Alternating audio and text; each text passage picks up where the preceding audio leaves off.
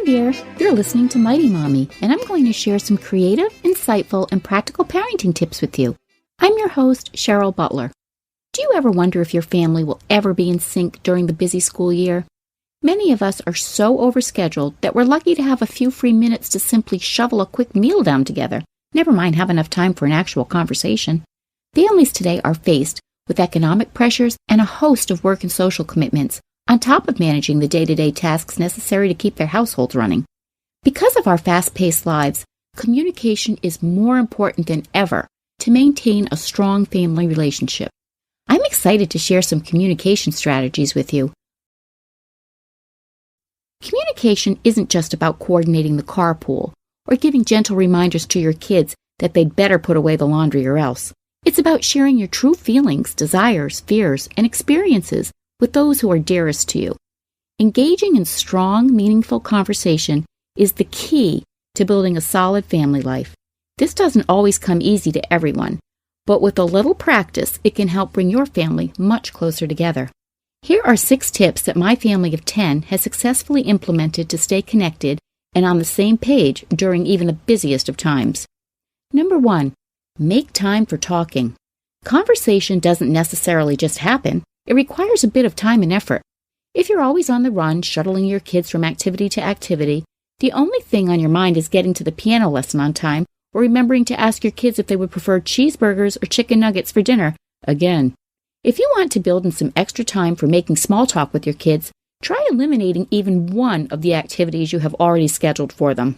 That's right, scratch a baseball practice or one of their play dates and replace it with nothing. Call a family meeting and open the dialogue about your plans to get the family together on a regular basis. You may meet with some groans and resistance from your older kids at first, but if you are consistent in building in even a few snippets of time to interact as a family each week, chances are your kids will start looking forward to these moments almost as much as you do. Just remember, it doesn't happen overnight. Be diligent in carving out this precious time every single week. Number 2, family dates. Date nights don't have to be just for you and your spouse. Families need regular time together to bond as well.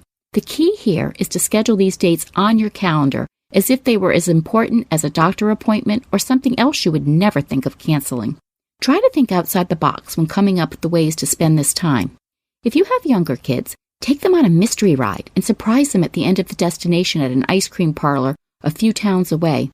The time you spend in the car can be a great opportunity to chat together as a family, especially if you turn off the car radio and have them leave their handheld game devices at home. Tweens and teens will no doubt be more difficult to engage with this idea, believe me. But don't give up. Come right out and ask them how they would like to spend an hour or two with the family. Maybe your son loves to surf and would love you to go check out the latest surf gear in town. Your daughter can't get enough of shopping for the latest trendy outfits?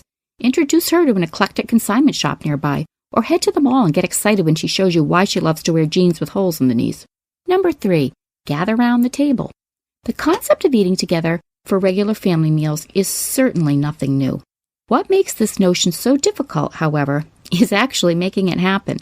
When loved ones are enjoying dinner together, that protective steel wall many of us have up around ourselves during the day is more easily lowered because we are amongst people who understand us and accept us, or at least try to. Sharing meals as a family is not about inhaling lasagna down so we can each get back to our computers or smartphone conversations. It's about coming together as a unit and listening to one another talk about what's going on in our lives. Even if the conversation is as simple as your 5-year-old saying he wants a pet snake more than anything, or your 17-year-old daughter announces she has no use for geometry and can't understand why she has to take it as a class, this is what's on your kids' minds. Take their lead and run with it. If they know you're all willing to talk about the little things, it paves the way for when they need to talk about the bigger things. Number 4, listen up. A while back, I heard a terrific acronym, WAIT, W-A-I-T, which stands for Why Am I Talking? When trying to improve any relationship, listening is far more important than chatting. Whether it's your spouse, your kids, or even a coworker, if they have something important on their minds that they want to share, let them have the floor and tune in with interest. Interject your thoughts and responses when appropriate, but try and step back and really take in what the person is trying to say. You'll never know what you might uncover. Number 5, Establish family traditions. Traditions are a source of comfort for many people, especially for children. Reading a story to your child every night and then tucking her in with a goodnight kiss is a wonderful example of a childhood tradition. Visiting Grandma and Grandpa every Sunday for dinner is another one. Your family probably has similar ones in place, and you don't even realize it. If your family is very young, now is the time to start implementing your own rituals so they will become a part of your family's story. Don't worry if you don't have many already established. You can start a new tradition at any time. Pick one day a month to explore a new park together, or work together to create your family's ideal menu and serve it every Saturday night when everyone can be together. Family members of all ages will come to expect and appreciate these traditions, and it will inspire them to pass these along to their own children someday. Number 6, and one of my favorites, unplug.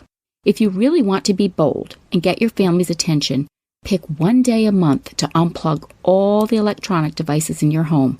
That means the TV, the internet, the Xbox, even, gasp, the phone. Of course you're going to get static over such a move, but the payoff will be well worth it if you can engage your family with a game of Monopoly, or working on a scrapbook, or planning your next family trip.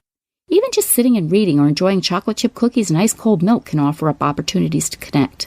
We live in a world where there is too much stimulation from outside sources. By unplugging and taking a break from all the noise, you're giving your family a priceless gift, the chance to learn something new about one another, or to just relax without the outside world interfering.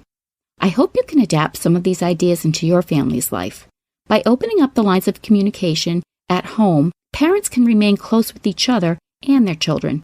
By introducing opportunities to connect, family members can develop effective communication styles that can improve the quality of their relationships both inside the home and out. If you have a question or have a suggestion for a future Mighty Mommy episode, please email me at mommy@quickanddirtytips.com. When visiting Facebook, be sure and like the Mighty Mommy page, where I share lots of quick parenting tips all week long.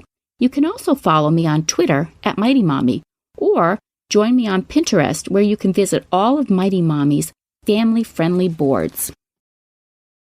And as always, happy parenting!